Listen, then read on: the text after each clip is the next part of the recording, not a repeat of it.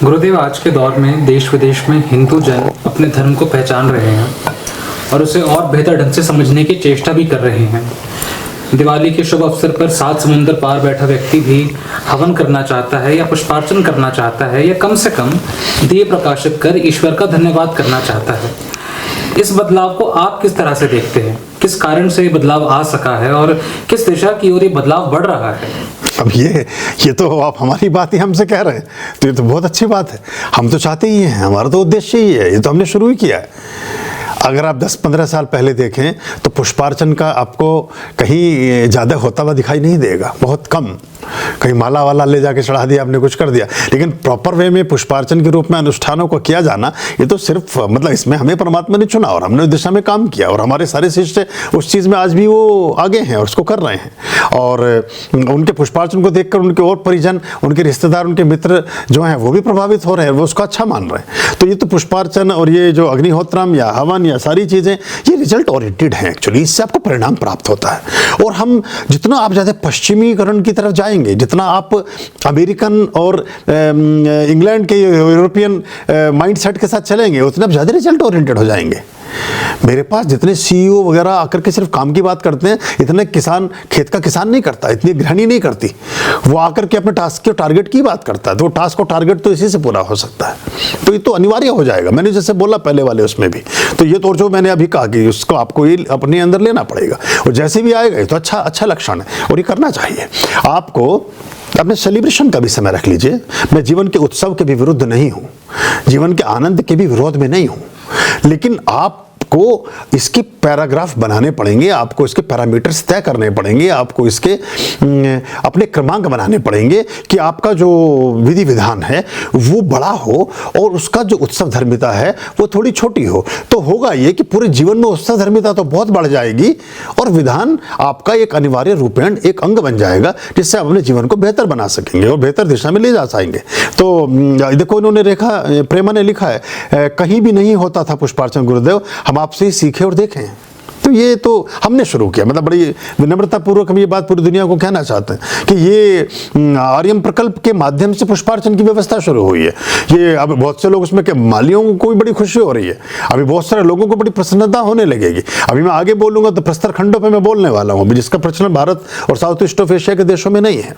पश्चिम के कुछ देशों में उन्हें पता ही नहीं कैसे यूज करना है, वो मैं भारत में शुरू कराने वाला हूँ। तो उससे फिर लगेगा लोगों को। अभी माली बोलते हैं कि गुरु जी मजा आ गया, अब फूलों की ढेर लग जाती, मतलब फूल लेने वालों की लाइन लग जाती है हमारे यहाँ, और थोड़ा सा हमें ज़्यादा प्राप्ति हो रही है। तो सभी तक धन भी पहुँच रहा है और लोगों को लाभ भी हो रहा है और उससे अच्छा भी लगता है। जी गुरुदेव, हमारी ये सवालों की श्रृंखला यहाँ तो समाप्त होती है। हाँ, किंतु ये अमेरिका वालों के चैनल के सवाल पूरे हो गए? हाँ जी। अच्छा, कुछ और भी चीज़ एक आध मुझे ऐसा लगता है उसमें थी, या ये पूरा हो गया था सारा? यही पूछा था उन्होंने? अच्छा, ठीक है। तो मैं एक उनको प्रवीण जी को ये अंत में ये एक मैसेज देना चाहता हूँ कि हम अपने बच्चों को, चाहे वो विदेशों में हैं, चाहे देश में हैं, चाहे कहीं हैं, उन्हें खूब फेस्टिव बनाएं और जोर बादा बुद्धा। उन्हें हम अपना जो विजडम है, अपनी जो नॉलेज है, अपना जो ज्ञान है, अपने जो रिचुअल्स हैं, अपनी जो क्रियाकलाप हैं, अपने जो कर्मकांड हैं, उनका हिस्सा बनाएं, तो स्वाभाविक रूप से उनका जीवन प्रॉस्परस होगा, समृद्ध होगा, बड़ा होगा, अच्छा होगा। एक व्यक्ति ने मुझसे पूछा, मेरे पास प्रश्न भेजा था कि गुरुजी, हमने तो त्याग की बात सुनी है, किसी महिला ने, पुरुष ने, किसी ने भेजा था, हमने तो त्याग की बात सुनी है, हमने तो सब चीज़ों की बात सुनी है, आप तो राडों की घड़ी पहनते हैं, आप तो ये करते हैं, आप तो वो करते। तो मैंने उनसे कहा कि ये आपका धर्म से, हिंदुत्व से मोह भंग इसलिए हो गया कि हिंदुत्व में ये दरिद्रता, ये फटेहाली, ये कृपणता, ये गरीबी, ये भूखमरी, इसने एक अजीब सा वर्तुल इकट्ठा कर लिया। ये पिछले 500 सालों में, 400 सालों में ज़्यादा पैदा हुआ और ये प्रायोजित ढंग से किया गया, ये नियोजित ढंग से किया गया। और आपको मैं एक बहुत आश्चर्य की बात बताऊं कि इनमें जो हिंदुओं के साधु के रूप में फटेहाल सड़कों के किनारे काली कमली लेटे ओढ़े हुए हैं, वो हिंदू है ही नहीं एक्चुअली। उनमें कई लोगों से जब मेरी बात हुई तो उन्होंने कहा कि ना तो हम अपना आधार बनवाएंगे, ना अपना पासपोर्ट बनवाएंगे, जब जैसे हम अपनी बायोमेट्रिक कराएंगे तो हमारा तो बायोमेट्रिक पहले कभी हुआ नहीं, लेकिन फिर पता चल जाएगा कि हम कौन हैं, कहाँ के हैं, क्या हैं। और अगर हम कहीं से भागे हुए हैं, बहुत सारे लोगों से अनायास अपराध हो गए किसी से कोई गड़बड़ हो गई, उन्होंने अपना सारा सिस्टम ही बदल लिया। अब वो दूसरे धर्म के भी देखने में वो नहीं लगते, वो कुछ उन्होंने नाम वाम बदल के भभूत लगा के रुद्राक्षी माला पहन के हरिद्वार के किनारे आ बैठे। कहाँ से आ गया 10 करोड़ लोग? 10 करोड़ साधु सन्यासी हैं हमारे भारत में। ये कौन लोग हैं? ये कहाँ से आ गए हैं? और इन 10 करोड़ में से 9 करोड़ की आइडेंटिटी नहीं है। मतलब अब ये मुझे माफ़ करना, ये मेरी इस पे ना चढ़े कलवल को 100 200 500 लोग मेरे त्रिशूल और भाले लेकर के, पर कोई बात नहीं, अच्छी बात, उन्हें भी समझाऊंगा। मेरे पास ऐसे लोग आए थे, उन्होंने हमसे कहा 10,000 साधुओं का जत्था है, उन्होंने कहा सारे के सारे आपके यहाँ आना चाहते हैं। मैंने कहा बड़ी खुशी की बात। तो अब यहाँ तो बड़ा आनंद है, बड़ा अच्छा वातावरण है, सब कुछ ठीक है। मैंने कहा आप करोगे क्या? बोली हम तो धूप सेकेंगे और तेल मलेंगे। मैंने कहा नमस्ते, मैं ये निठल्लों की जमात नहीं है, ये कोई आलसियों का, वो पैसों ने खराब किया है इस चीज़ को। तो एक बच्चे के हाथ में राडो हो, हर लाडो के हाथ में राडो हो।